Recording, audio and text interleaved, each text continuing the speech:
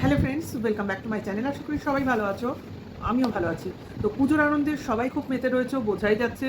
কারণ রাস্তায় যে পরিমাণ ভিড়, ঠাকুর দেখার ভিড়, তার মধ্যে নিশ্চয়ই তোমরাও রয়েছো।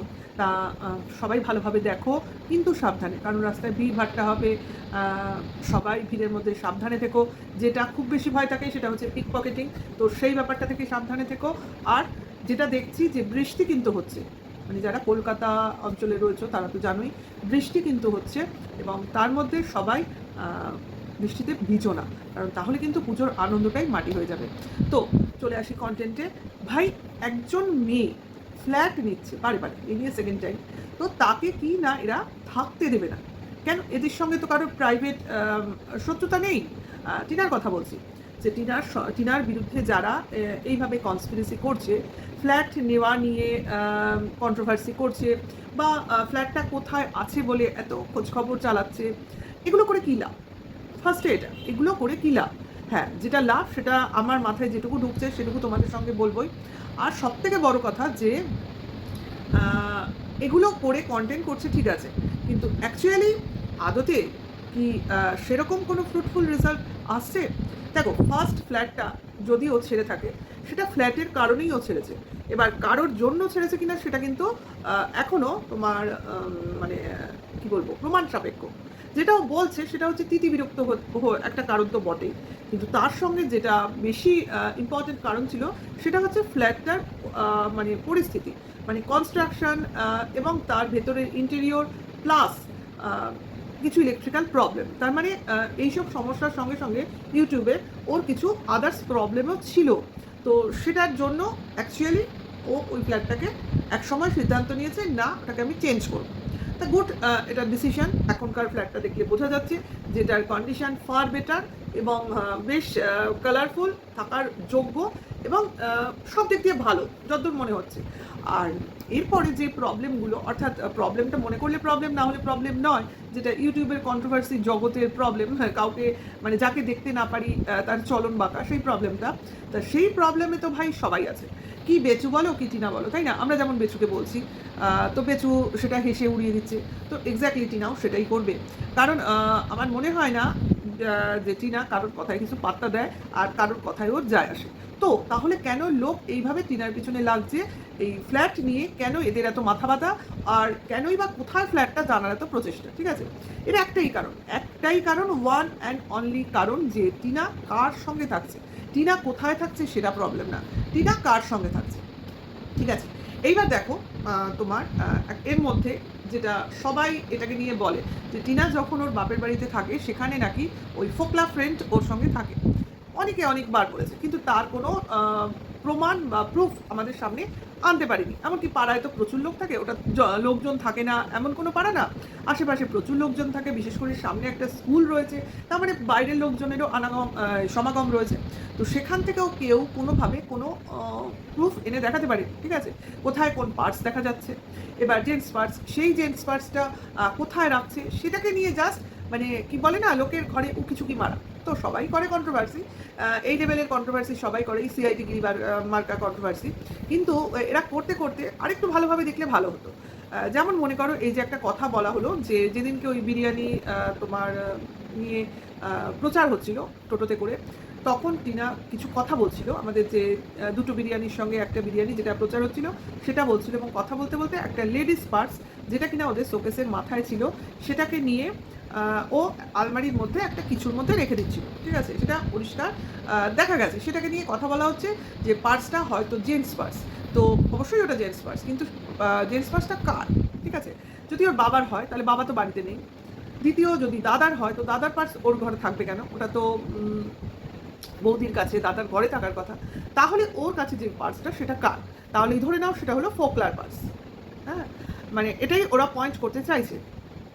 এবার সেই পার্সটা কোথায় টিনা রাখলো? আলমারি খুলে, না কোনো একটা প্যান্টের পকেটে। ভাই, একটু তোরা ভালো করে চোখটা খুলে দেখিস, ব্যাগটা কিন্তু হ্যান্ডেলের মাধ্যমে আলমারির যে হুকটা তার মধ্যে ঝোলানো রয়েছে, ওটা একটা হুক।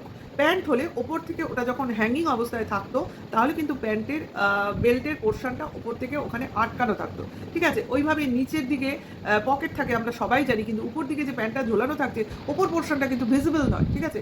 কাজেই এর থেকে কিন্তু পরিষ্কার যে বেল্টের মতো যে হ্যান্ডেলগুলো দেখা যাচ্ছে সেগুলো হলো ব্যাগের হ্যান্ডেল, এবং পার্সটা টিনা একটা ব্যাগের মধ্যে ঢুকিয়ে রাখলো, ঠিক আছে? এগুলো ওদের একটু সামান্য ভুল, বেশি সিআইডিগিরি করতে যায় তো তার মধ্যে কোথাও একটু ভুলচুক হয়ে যেতেই পারে, সেগুলো আমরা মার্জনা করে দিই, ঠিক আছে? কিন্তু কথাটা হলো প্যান্টটাকে না হয় ব্যাগ বলা হলো, কিন্তু পার্সটা তো জেন্টস পার্সই ছিল, তাহলে সেটা লেডিস পার্স তো নয়, তাহলে পার্সটা কার? আচ্ছা, এখানে আমি বলে রাখি জেন্টস পার্স লেডিস পার্স অবশ্যই জেন্টসরা ব্যবহার করে জেন্টস পার্স, লেডিস পার্স লেডিসরা ব্যবহার করে, একদম একদম সঠিক। কিন্তু ভাই সত্যি করে বলতে কি এক্সেপশনাল কেসও কিন্তু থাকে। যেমন মনে করো আমারই আছে, কীরকম না, আমি পার্স নিয়ে জেন্টস পার্স নিয়ে বাইরে বেরোই না। আমার বরের যেটা তোমার মনে করো রেগুলার যেটা ব্যবহার করে সেটা না, অনেক অনেক একটাই তো পার্স থাকে না, একাধিক পার্স থাকে। তো পুরনো যে পার্সগুলো মানে যেটা নিয়ে আর বাইরে বেরোয় না, ঠিক আছে? তো সেই পার্সটা আমি আবার অনেক সময় স্টোরেজ হিসেবে ব্যবহার করি। কীরকম স্টোরেজ? মানে যেখানে তোমার এটিএম কার্ডগুলো রাখা যেতে পারে, বা বাড়ির যে তোমার রেগুলার ওয়াইজ ডেইলি যে খরচ হয় সেই টাকা পয়সাগুলো যেগুলো ব্যাগ থেকে তোলা হয়, ঠিক আছে? এই সমস্ত মানে ঘরোয়া খরচের যে টাকাগুলো, তো ঘরেও তো কিছু টাকা পয়সা রাখতে হয়, সেগুলো আমি ওই রকম পার্সে করে তোমার রেখে দিই কোনো এক জায়গায়, যাতে ওখানে কি টাকাগুলো খুব ভালো থাকে, যেটা লেডিস পার্সে ভালো থাকে না, ওই ভাজ করে থাকতে থাকতে টাকাগুলো কীরকম কেটে কেটে যায়। হ্যাঁ, রোজ ইউজ করলে কাটবে না, কিন্তু আমার এটা অভ্যাস, আমি পার্স আবার কিনলেও ওই ফোল্ডিং পার্সগুলো কিনি, যেগুলো কিনা টাইপ অফ জেন্টস পার্স, কিন্তু আবার সেটাকে ফোল্ড করে আটকে রাখলে লেডিস পার্সের মতো দেখায়।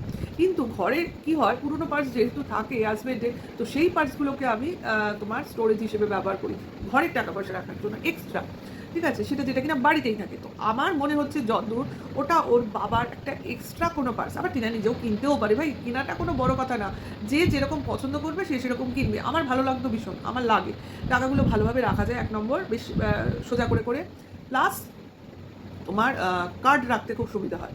এটিএম কার্ড বলো, ক্রেডিট কার্ড বলো, সমস্ত কার্ড, ডেবিট কার্ড যা হোক ওর মধ্যে সুন্দর করে সিকুয়েল ওয়াইজ রাখা যায়। তো সেই জন্য আমি ওইসব জিনিস ব্যবহার করি। এখন লেডিস পার্সেও ওগুলো থাকে, কিন্তু লেডিস পার্সগুলো না তোমার কি বলো তো, আমরা ব্যবহার করি পাল্টে পাল্টে, এরকম ছেঁড়া ফাটা, আর যেগুলো নষ্ট হয়ে যায় সেগুলো ফেলে দিই। আর এটা হলো যার যার চয়েসের ব্যাপার, কি কীভাবে রাখবে। এইটা নয় যে আমার কাছে জেন্টস পার্স আছে মানে আমার বাড়িতে ফোকলা রয়েছে, মানে আমি টিনার ক্ষেত্রে বলছি, ফোকলা থাকার কোনো প্রয়োজন আছে? বাবার পুরনো পার্স হতে পারে না, দাদার পুরনো পার্স হতে পারে না, যে পার্সে টিনা নিজের এক্সট্রা টাকা পয়সাগুলো রাখে? কে বলতে পারে? এতগুলো মানে মানে কি বলবো, উইদাউট প্রমাণ কে এরম জোর দিয়ে বলতে পারে যে ওটা ফোকলার পার্স? তা তো নয়। আর ফোকলার পার্স ফোকলা টিনাকে দেবে কেন? ফোকলার পার্স ফোকলার কাছে থাকবে, আর টিনা যেহেতু নিজেই রোজগারে, তো টিনার পার্স টিনার কাছে থাকবে। এটা অ্যাজ সিম্পল অ্যাজ জলের মতো। হ্যাঁ, আমাদের তো কারোর টাকা কারোর কাছে থাকে না, যার যার টাকা তার তার কাছে থাকে, এটাই তো হিসাব। যাই হোক, যার যে বলে তার মাথাও ওরকম, তার মগজেও ওরকম গোবর পোড়া। তার জন্য যেখানেই যা দেখে মানে অন্য রকম, যেটা কিনা তাদের বাড়িতে হয় না বা নর্মাল নয়, অমনি সেটাকে তারা নিজেদের মতো ডিফাইন করে নেয়। তো এই হলো ব্যাপার।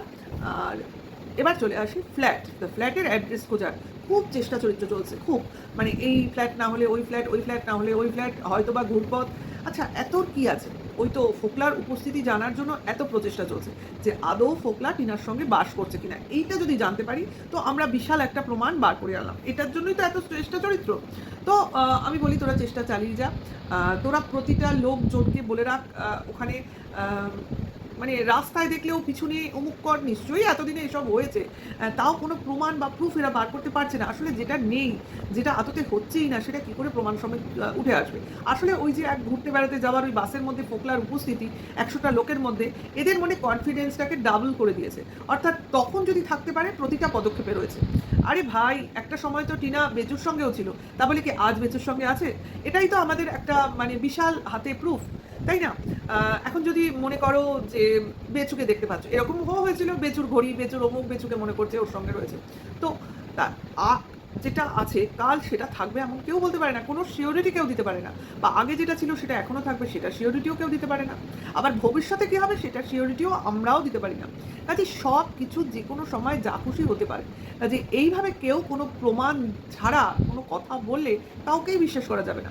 তাই তখন ফোকলা ওদের সঙ্গে ঘুরতে গেছিলো, এটাও তো কেউ জোর দিয়ে বলতে পারে না। 100টা লোকের মধ্যে ফোকলা তার ফ্যামিলি নিয়ে ঘুরতে যেতেই পারে।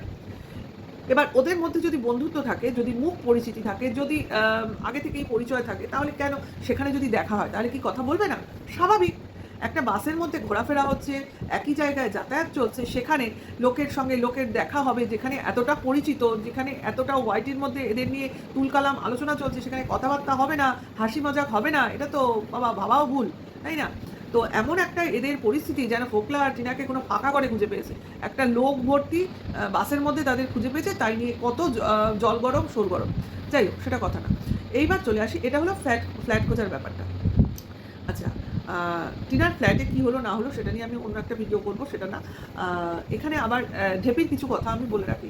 আচ্ছা, টিনার ফ্ল্যাট আজকে গুছিয়েছে একটা ঘর, সঙ্গে ওর মা গেছে, মা আর দাদা গেছে, আজকে আর বৌদি যায়নি, কারণ বৌদির শরীরটা খারাপ, ওর মা নিজেই বলে দিয়েছে। তো সেই জন্য সে ওষুধ খেয়ে, সর্দি জ্বর হলে যেটা হয় তোমার প্রচণ্ড ঘুম পায়, আর সর্দি কাশির যদি ওষুধ খাও তাতে একটুখানি তোমার ড্রজিনেস আসে। তো সেই ঠাকুমার সঙ্গে বৌদি বাড়িতে রয়েছে, ধুলোবাড়িতে গেলে আবার তার শরীর খারাপ করবে। আর যেহেতু নিজেই বলে দিল যে ওখানে যেহেতু কাজকর্ম হচ্ছে ইলেকট্রিকের, ড্রিলের, তার জন্য ধুলো উঠছে, ছাড় দিচ্ছে, কিন্তু যতক্ষণ না সমস্ত কাজ হয়ে যাবে, ঘর বাড়ি পরিষ্কার করে মোছা হবে, ততক্ষণ কিন্তু ওই ধুলো ধুলো ভাবটা যাবে না। তো এক্স্যাক্টলি তাই কাজকর্ম চলছে, গোছানো চলছে, তো সেইগুলো তোমার করা হচ্ছে। তো এটাই হলো ব্যাপার, যে মা গেছে মেয়েকে ফ্ল্যাটটা গুছিয়ে দেওয়ার জন্য। আগের দিন গেছিল বৌদি, গেছিল ফ্ল্যাট গোছাবার জন্য, যতটা পেরেছে করেছে দাদা বৌদি মিলে। আজকে মা গেছে এবং অনেকটাই গুছিয়ে দিয়েছে, সেটা তো আমরা দেখতেই পেলাম। আর অনেকেই বলছে যে ওখানে তো ইন্ডাকশান ছিল, তাহলে তো ওরা রান্না করে খেতে পারতো। তাই রান্না করে খাবে সেটা তো বটেই, কিন্তু ওই ধুলোবালির মধ্যে মানুষের ইচ্ছে করে না। এক তো কাজ করবো, ঘর গোছাবো, সেগুলো আমরা নিজেরাই করছি, সেটা একটা মাথার মধ্যে ঘুরতে থাকে। তার মধ্যে যদি রান্নাবান্নার দিকে নজর দিই তাহলে কিন্তু ওইভাবে হয় না। তখন কি মনে হয়, যাক বাবা কিছু একটা কিনে কেটে খাই, তারপর পেটটা ভরলেই হলো, তাই করছে, তার জন্যই বাইরের খাবার খেতে হচ্ছে। দেখো, আমরা যখন বাইরে ঘুরতে বেড়াতে যাই তখন কিন্তু আমাদের খুব পরিশ্রম হয়। তখনও কিন্তু আমাদের যদি অ্যাপার্টমেন্টও নিই কোথাও ঘুরতে গিয়ে, সেখানে রান্নার ব্যবস্থা থাকলেও কিন্তু রান্না করে খাই না, কারণ ঘুরতে বেড়াতে গিয়ে বা কাজের মধ্যে, ঘোরার মধ্যে কেউ রান্নার কাজে পরিশ্রম করতে চায় না। তখন কিন্তু তাদের বাইরে ঘুরিয়ে খেয়েই বাইরের খাবারই খেতে হয়। তাহলে এটাও মনে করো একটা তোমার বাইরের কাজকর্মই চলছে, সেখানে তুমি যদি রান্নার পেছনে সময় দাও তাহলে তোমার সময়ও যাচ্ছে, আবার পরিশ্রমও যাচ্ছে, তার মানে খাটনিটা পুরোপুরি তুমি করতে পারবে না। তার মধ্যেও টিনার মা কিন্তু বাড়িতে রান্না বান্না করে শাশুড়ি বৌমার মতো রান্না করে রেখে কিন্তু এসছে, এটা কিন্তু দেখিয়েছে। তাহলে তারপরে এখানে এসেও যদি ওই রান্না বান্না করে তাহলে তো কাজ করবে কখন? তার জন্যই বাইরের খাওয়া। এইবার দেখো, সব কাজ সেরে একে তো বেরিয়েছে দেরিতে, তারপরে সে কাজ করেছে, খেয়েছে, তারপরে আবার রাতে অনেক রাত করে ফেলেছে, এবার বাড়ি গিয়েও কিছু করা সম্ভব না। তো তার জন্য রোল কিনে নিয়ে চলে গেছে, এবার বাড়িতে গিয়ে ওটা খেয়েছে, খেয়ে বিশ্রাম নিয়ে শুয়ে পড়েছে সেদিনের মতো নিশ্চিন্ত। তাহলে মানুষ কাজ করার জন্য তাড়াহুড়ো করে কদিনের মধ্যে কাজটা কমপ্লিট করে নেয়, নেই তারপর মানে স্থিতু হয়ে এইবার তারা রান্না বান্না এইসব করবে। মানে স্থিতু না হয়ে এই রান্নাঘরে রান্না বান্না শুরু করে কেন খেলো না, বাইরের খাবার কেন খেলো, এরা কেবল বাইরের খাবারই চেনে, আজ বিরিয়ানি, কাল বিরিয়ানি, পরশু biryani, fried rice, garlic chicken, হেন তেন, সবসময় বাইরের খাবার। আরে সবাই তো তোমরা জানো যে টিনা হলো টোটাল ফুডি, ও খেতে ভালোবাসে। তো সেই অ্যাকচুয়ালি ওদের ফ্যামিলির সবাই খেতে ভালোবাসে, যখন খেতে পারছে তখন খাবে না কেন? হ্যাঁ, খেতে মাঝখানে শরীরটা খারাপ করেছিল, তো হয়েছিল, তার জন্য কে কবে খাওয়ার বন্ধ করেছে ভাই, তাই না? এরকম অনেকেরই শরীর খারাপ হয়। হ্যাঁ, এবার আস্তে আস্তে যেহেতু লাইফটা খুব এখন টাফ চলছিল, এই ফ্ল্যাট ছাড়া ওই ফ্ল্যাট নতুন যাওয়া, সেটাকে গোছানো, ওখান থেকে সব নিয়ে আসা, তার মধ্যে আইনি প্রসেস, নানান ঝামেলা চলছে, তার জন্য শান্তিতে কোথাও তিষ্ঠতে পারছি না। এবার তিষ্ঠ ধীরে ধীরে পুরো সংসারই হয়ে সংসারের কাজকর্ম বুঝে নেবে। আই ভাই, সংসারে একা একা কে সংসার করে? কেন?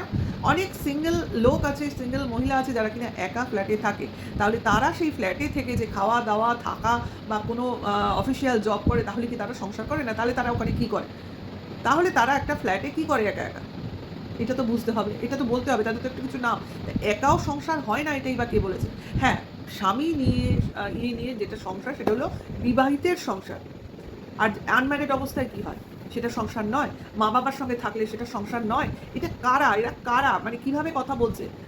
সংসার তো সবাই থাকতে পারে, শুধু স্বামীকে নিয়েই সংসার করতে হবে, এটা কে বলেছে? ওটা বিবাহিতের সংসার। ওটা একটা ম্যারিড লাইফ আর একটা আনম্যারিড লাইফ, দুটো লাইফ তো আলাদা আছে।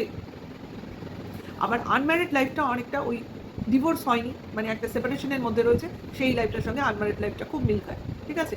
সবসময় যে তোমার কারোর সাথে থাকতে হবে, আর ছেলে ছাড়া আমি দুপাও চলতে পারবো না, সবসময় একজন আমার পুরুষ সঙ্গী লাগবে, এই যে ধারণা নিয়ে যেসব লোকজন সংসারে বাস করো, তারা ভাই পুরোপুরি পুরুষের উপর নির্ভরশীল। না, আমরা সেরকম নই। হ্যাঁ, বলবেন আপনি হাজব্যান্ডের মধ্যে সঙ্গে থাকেন, অথচ একজনকে বলছেন হাজব্যান্ড ছাড়া থাকতে।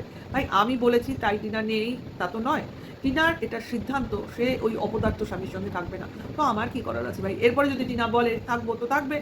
আমি চাই যে মেয়েটা স্বতন্ত্রভাবে বাঁচুক, নিজের সিদ্ধান্ত নিয়ে। এটা হলো আসল কথা। এইবার সে, তার সিদ্ধান্ত, তার নিরপেক্ষতা, তার স্বাধীনতা তার।